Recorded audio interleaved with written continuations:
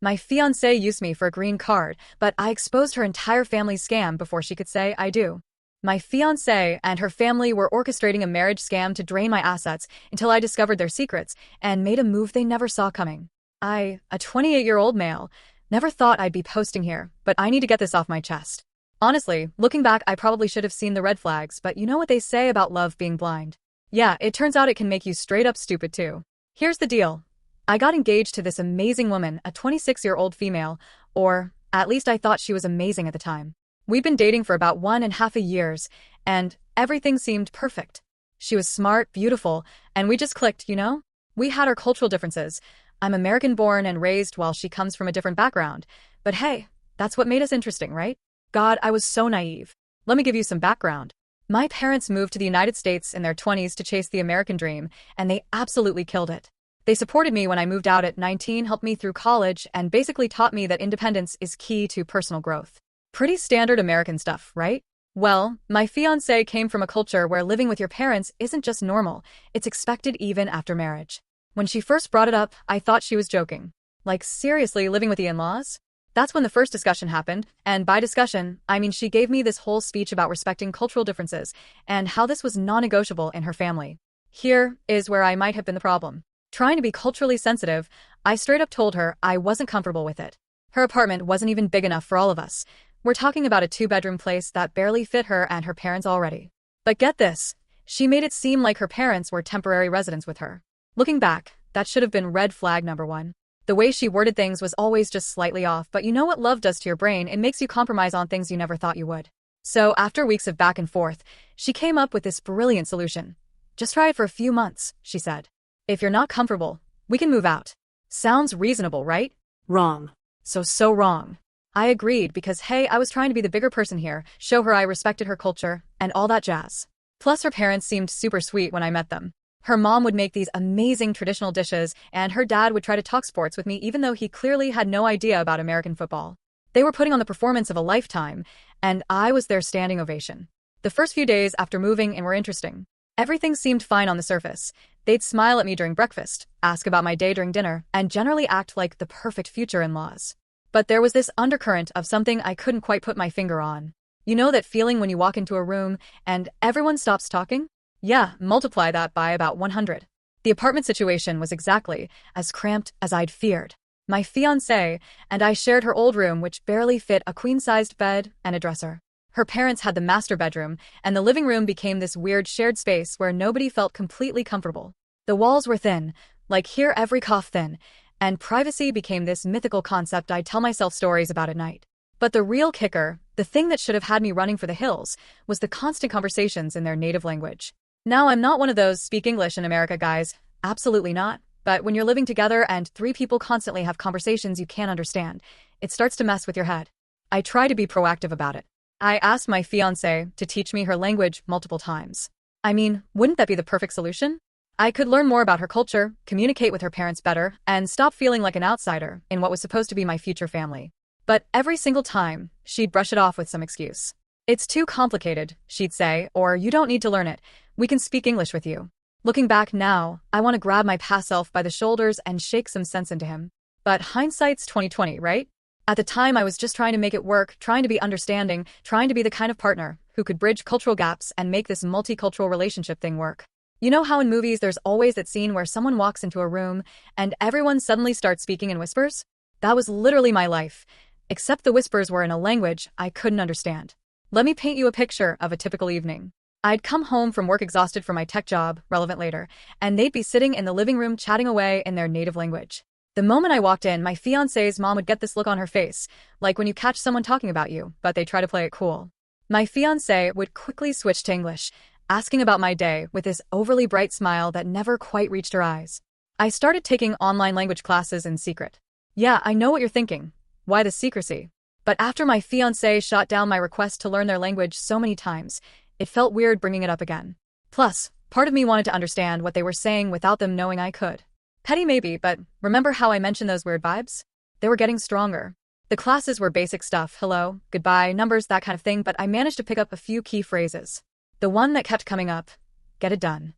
My future mother-in-law would say it to my fiancé constantly, always with this urgent tone that made the hair on the back of my neck stand up. When I'd look at them questioningly, they'd both just smile and wave it off. Here's where it gets really sketchy. I noticed a pattern. Every time my fiancé and I would talk about money or our future plans, her mom would suddenly need to discuss something important with her in their language.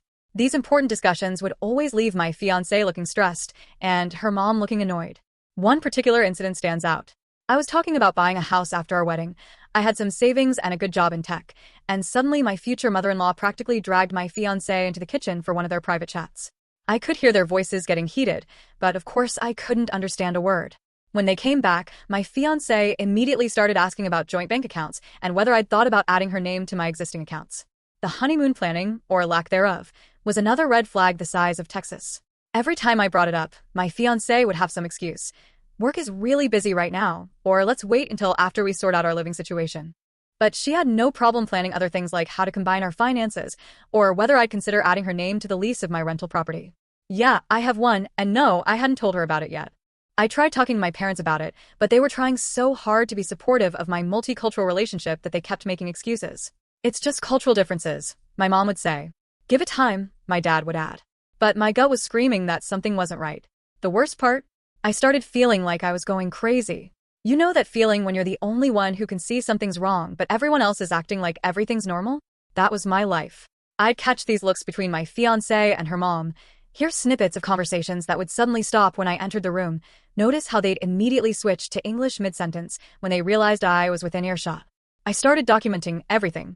Call me paranoid, but I began keeping a journal of all the weird incidents, the times my future mother-in-law would ask surprisingly specific questions about my income, the way my fiancé would deflect any conversation about her immigration status, how they'd have these intense conversations in their language that would end abruptly when I walked in. At work, I started taking longer hours just to avoid going home. My coworkers noticed the change in me. You don't smile as much anymore, one of them told me. If they only knew what was going on in my head. The thing about being in a situation like this is that you start doubting yourself. Was I being xenophobic? Paranoid? Maybe I was just looking for problems because I was stressed about the engagement. But then something would happen, like catching my future mother-in-law quickly closing a notebook when I walked in, or my fiancé getting super defensive when I asked about her childhood here in America, and those doubts would come rushing back. Remember how I mentioned my future mother-in-law kept saying get it done in their language? Well, things started getting really intense about 2 months into living together. Their private conversations went from suspicious to straight-up aggressive. My future mother-in-law wasn't just saying it anymore, she was practically hissing it at my fiancé when she thought I wasn't paying attention. One night I was in our bedroom working late on my laptop, thin walls, remember, and I could hear them arguing in the kitchen. My future mother-in-law's voice was getting louder and louder, even though my fiancé kept shushing her. The only words I could understand were get it done, and what sounded like bank in their language. When I walked out to get some water, they both froze like deer in headlights. My fiancé quickly said they were discussing wedding preparations. At 11 p.m. Right. The next day, my fiancé started acting weird about my phone, like weird. She'd peek over my shoulder when I was texting, asking casual, but not casual questions about my banking apps. Oh, you do all your banking on your phone? That's so convenient. Do you ever worry about security? Then she suggested we should share a password since we're getting married anyway. Yeah, no. Here's where it gets really messed up. I caught her going through my work bag one morning. She played it off like she was looking for gum, but I'm not an idiot. My work laptop was in there along with some financial documents I brought home to review. When I confronted her about it, she burst into tears saying I didn't trust her, and how could I accuse her of snooping when she was just looking for gum? Classic Darvo, as you guys pointed out in the comments. The pressure about the joint bank account was getting insane. Every single day, she'd find some way to bring it up. My friend just opened a joint account with her fiancé. It's so romantic. Or, don't you think it would be easier to plan the wedding if we combined our finances? When I'd say I wanted to wait until after the wedding, her mom would start rapid-fire talking in their language, and my fiancé would look like she was about to have a panic attack. I started noticing other weird things too, like how they never got any mail at the apartment. None. Zero. In 2 months of living there, I never saw a single piece of mail with their names on it. When I casually mentioned this, my future father-in-law mumbled something about paperless billing and changed the subject. Then there was the incident with my fiancé's childhood photos. She told me she grew up here in America, right? Well, one day I asked to see some of her old school pictures. She got super flustered and said they were all lost in a move. But later that week, I overheard her yell at her mom in their language about the photos. When I walked into the room, they both shut up so fast I thought they'd given themselves whiplash. My future mother-in-law was getting more aggressive with her timeline too. I kept catching phrases like before he finds out and running out of time in their conversations. Remember those language classes I was taking? Yeah, they were starting to pay off in the worst possible way. I wasn't fluent by any means, but I was picking up enough words to know something was seriously wrong. The wedding planning was another red flag factory. My fiancé kept pushing for a quick courthouse ceremony. When I talked about wanting a real wedding with family and friends, she'd get super anxious and start speaking with her mom in their language. The next day she'd come up with some excuse about why a big wedding was a bad idea. It's too expensive, or we should save that money for a house instead. Right, the house she was suddenly desperate to buy together. I started having trouble sleeping. Every night I'd lie awake listening to them whisper in the living room after they thought I was asleep. Sometimes I'd hear my name followed by hushed arguments. My fiancé would come to bed late, thinking I was asleep, and I'd feel her tossing and turning beside me, checking her phone constantly. The breaking point? I found a notebook hidden in our closet, filled with their handwriting in their language. The only things I could understand were numbers, big numbers, and my name.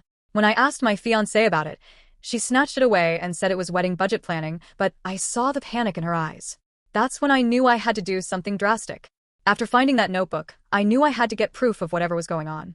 I'm a tech guy, so I had a decent voice recorder app on my phone. Not proud of what I did next, but desperate times, you know? I started recording their conversations when they thought I wasn't paying attention.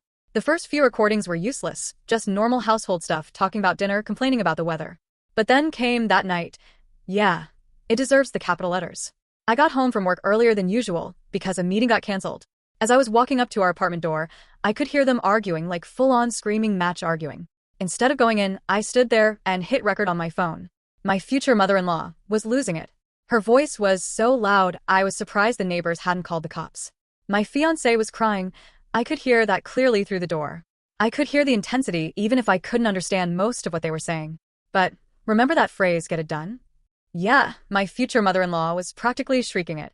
I stood there for almost 15 minutes just recording. My hands were shaking so bad, I nearly dropped my phone twice. The only words I could pick out were bank, green card, and something about time running out. My heart was pounding so hard I was sure they'd hear it through the door. Finally, I took a deep breath, stopped the recording, and walked in like nothing was wrong.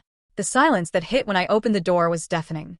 My fiancé was in the kitchen, clearly trying to hide that she'd been crying. My future mother-in-law was sitting at the dining table, her face red from yelling. They both looked at me like they'd seen a ghost. Everything okay? I asked, trying to keep my voice casual. My fiancé forced a smile and said they were just discussing wedding plans.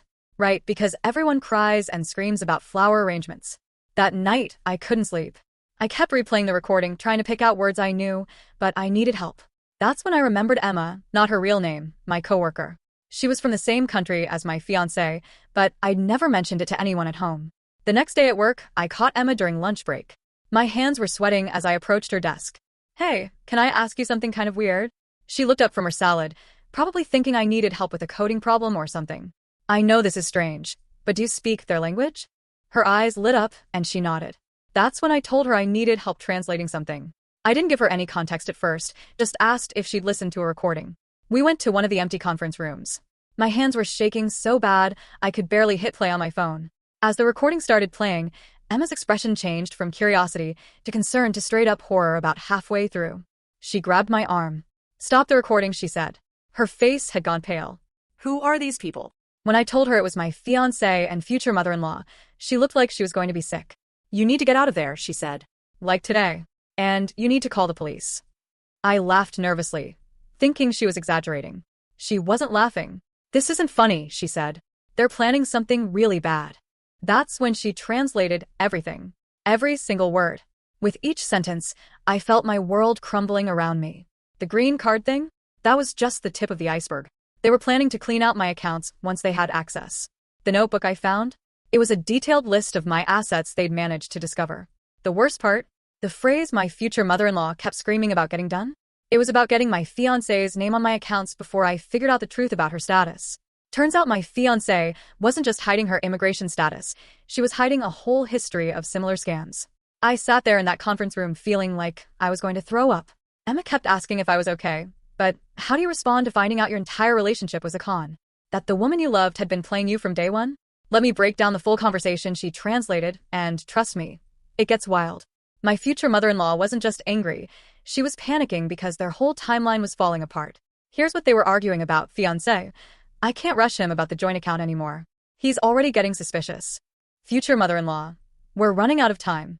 Your visitor visa expires in 3 months. Do you want to go back after all the work we put into finding him? Fiancé. You think I don't know that? But he's different from the others. He actually checks his accounts every day. He works in tech. He's not stupid. Future mother-in-law. Then you're not trying hard enough. Why do you think we chose him? Have you seen his house? The rental property? We didn't spend 6 months tracking his finances for you to get cold feet now. Yeah, 6 months. They'd been watching me for 6 months before we even met. That cute coffee shop where we had our first date. Not a coincidence. They knew my routine, they knew I stopped there every Tuesday and Thursday before work. But wait, it gets better. Worse. Emma's hands were shaking as she translated the next part. Future mother-in-law. Your sister managed to get everything done in 4 months with her target. Why are you taking so long? Fiancé. Because her guy was an idiot. This one has everything locked down. I can't even get his phone password. Future mother-in-law. Then find it. Drug his drink if you have to. We need access to his accounts before the wedding. Emma stopped translating at this point and just looked at me. There's more, she said, but are you sure you want to hear it? I nodded. I needed to know everything. Fiancé. What if he finds out about the others? About Detroit? Future mother-in-law. He won't. That idiot never pressed charges. He was too embarrassed about falling for it. Just like the others. Others. Plural. Detroit. My fiancé had done this before. Multiple times. I was just the latest target in their family scam operation. Emma explained that they were discussing at least 3 previous targets. Their word, not mine. The worst part? The absolute gut punch of it all? Here's what my loving fiancé said when her mom asked why she was getting cold feet. Fiancé.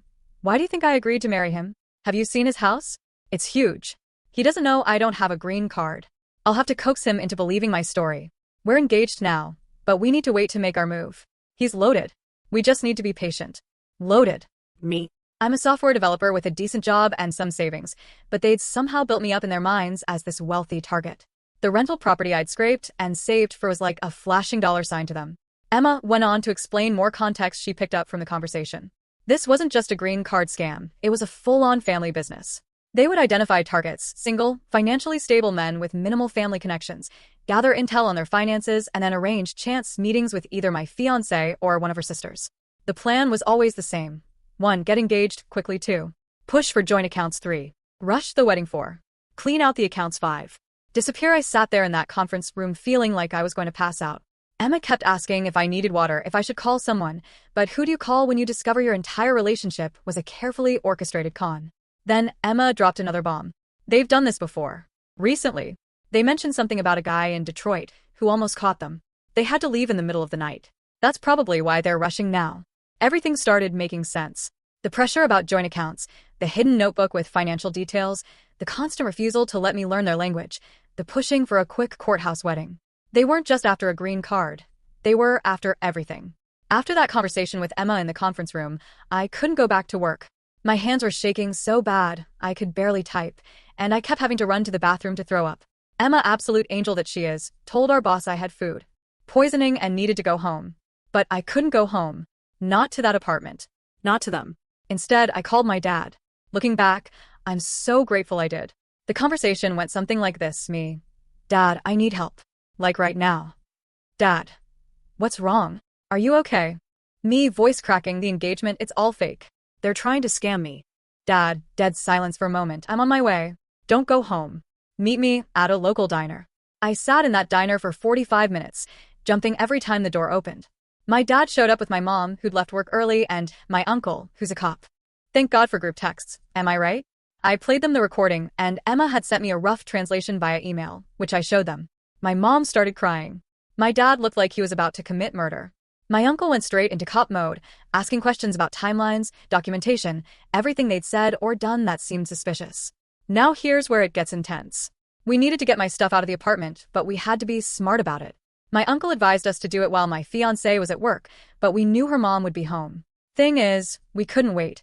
My uncle was worried they might destroy evidence if they realized I knew. So we made a plan. My dad and uncle would come with me. My mom would wait in the car as a lookout. She insisted on being involved somehow. Get in, get my stuff, and get out. Document everything, but don't engage. When we got to the apartment, my future father-in-law was there instead of the mom. The look on his face when he saw me with my dad and uncle, I'll never forget it. He tried to stop us from entering, saying we needed to wait for my fiancé. My uncle flashed his badge, off duty, but still, and said, "Sir, I suggest you step aside." The next 20 minutes were a blur. We grabbed my important documents first. Thankfully, I kept those in a locked box in our closet, then clothes, electronics, everything I could think of that was mine. My dad was methodically photographing everything we took. Smart thinking, in case they tried to accuse me of stealing later. My father-in-law kept trying to call someone, probably my fiancé or his wife, but nobody was picking up. He followed us around the apartment, alternating between pleading and threatening in broken English. "You don't understand," he kept saying. "This is all a misunderstanding." Yeah, right. The only misunderstanding was me thinking their daughter actually loved me. The whole time, my phone was blowing up with texts from my fiancé. "Where are you? Why aren't you at work? My dad says you're taking your things. Please answer me. Whatever you think you know, it's not true. We need to talk." My uncle had already advised me not to respond to anything. Document everything, save every message, but don't engage. The final straw? While we were packing, my father-in-law got a call. He didn't manage to take it outside in time. It was my fiancé's sister, the one who'd successfully scammed that guy in Detroit. We could hear her voice through the speaker. "Did he find the papers? Make sure he doesn't find the papers." My dad had to physically hold me back from tearing apart the apartment looking for whatever papers they were talking about. My uncle reminded me we had enough evidence already with the recording. As we were leaving, my father-in-law made one last attempt. "Please, we can work this out. She loves you. Think about her future." My dad, my quiet, peaceful dad who I've never heard raise his voice, turned around and said, "The only future you need to think about is the one where you're explaining this to federal authorities." We drove straight to my uncle's precinct to file a report, then to my parents' house where my mom stress-baked 3 batches of cookies while calling every wedding vendor to cancel. We hadn't paid any deposits yet, thank God. First off, my dad's lawyer, absolute beast. The moment she heard the recording, she didn't just see a fraud case. She saw a whole criminal enterprise. Turns out she'd handled a similar case 2 years ago in another state. Guess what? Same MO, different sister. Small world, huh? The first couple of weeks were intense. My lawyer advised complete radio silence with my ex and her family, which was harder than you'd think. They tried everything, showing up at my parents' house, cops were called, calling from different numbers, having friends reach out on social media, even sending a freaking priest to talk to me. Not even our religion, but whatever. The best part? They didn't know we had the recording. They thought I'd just gotten cold feet or found some minor inconsistency. Oh boy, were they in for a surprise. The investigation started small, just my case, but then my lawyer started digging. Remember that guy in Detroit my ex mentioned? They found him. Turns out he wasn't the only one. There were others. A doctor in Michigan in 2018, an engineer in Texas in 2019, a small business owner in Florida in 2020, and 3 more who were too embarrassed to come forward initially. Each case followed the same pattern. 1. Target successful, single guys. 2. Rush into engagement. 3. Push for joint accounts. 4. Try to get access to finances. 5. Disappear once they hit pay dirt or if they got caught. But here's where it gets wild. The investigators found a notebook. Remember how their dad tried to stop us from finding the papers? Yeah, they found them when executing a search warrant. It wasn't just notes about me. It was their whole playbook. Lists of potential targets with detailed financial info. Scripts for different scenarios. If he asks about green cards, say. Contact info for people who could help with documentation. Actual rankings of potential targets based on estimated net worth. The notebook had everything, and I mean everything. They'd been stalking me for months before we accidentally met. My daily coffee shop schedule, which gym I went to, where I did my grocery shopping, my freaking credit score, lists of my known assets, even notes about my dating app preferences. Reading through it made me physically sick. Every spontaneous meeting, every coincidental run-in, every shared interest, all carefully planned and orchestrated. They even had notes about which sports teams I followed, so my ex could pretend to be a fan. But wait, it gets better. Worse. The investigators found a whole group chat where different family members shared tips about finding and scamming targets. My ex was in there bragging about how she'd landed a big fish, me, and giving advice to her cousins about how to spot good targets. The legal proceedings were a nightmare, but in a good way, if that makes sense. Every time we thought we'd uncovered everything, something new would pop up. Fake documents workshop in their basement. Multiple sets of identification. Hard drives full of background checks on potential targets. Bank accounts in 3 different countries. My lawyer was like a kid in a candy store. "This isn't just fraud," she kept saying. "This is a whole RICO case." Had to Google what that meant, organized crime stuff. The immigration authorities got involved when they realized most of their documentation was fake. Turns out my ex hadn't grown up here like she claimed. She'd been in and out of the country on various visas, using different names and documents. The real kicker? They found a literal training manual, like an actual document explaining how to pick vulnerable targets. Recently divorced men were preferred. Create natural meeting opportunities, build trust quickly, push for quick engagements, gain access to finances, handle suspicious family members, disappear without leaving traces. My ex tried to play innocent at first, claiming she really loved me and her family forced her into it. Then she tried to claim she was a victim too. Finally, when they showed her the evidence, including that recording, the look on her face was priceless. She tried to cut a deal. I am now staying with my parents. After everything that happened, I can finally say it's over. The court proceedings wrapped up last month. Here's how it all ended. My ex-fiancée, 3 years in federal prison for fraud, followed by deportation. Her parents, deported immediately. They were here on expired visitor visas anyway. Her siblings, various charges, mostly related to document fraud. Honestly, watching them in court was surreal. My ex tried playing the victim card until the prosecutor played the recording. The look on her face when she realized I had proof of everything. I won't lie, that felt good. I didn't stick around for the whole trial. My lawyer said I didn't need to be there every day, and honestly, I had better things to do with my life. Like, actually living it. The restitution they were ordered to pay? I'm not holding my breath, but that's fine. Thanks to never creating that joint account and catching this before the wedding, my finances are intact. The only thing I really lost was time and trust, and I'm working on the trust part. Emma, my coworker, who translated the recording, has become one of my closest friends. She feels guilty about ruining my engagement, her words, but I keep telling her she's saved my life. We grab coffee sometimes and laugh about how I'm way more careful about who I date now. My parents have been incredible through all of this. Dad still occasionally apologizes for not seeing through them sooner, but I remind him that they fooled everyone. Mom stopped trying to set me up with nice girls from church, mostly, and they've both been super supportive of me just taking time to focus on myself. Life's actually pretty good now. Got a promotion at work, started taking actual language classes properly this time, moved into a new place, even adopted a dog. Best decision ever. The whole experience taught me some valuable lessons. Trust your gut when something feels off. Don't ignore red flags just because you're in love. Keep your finances separate until you're absolutely sure. Learn the language if your partner speaks when you don't, and it's okay to take things slow.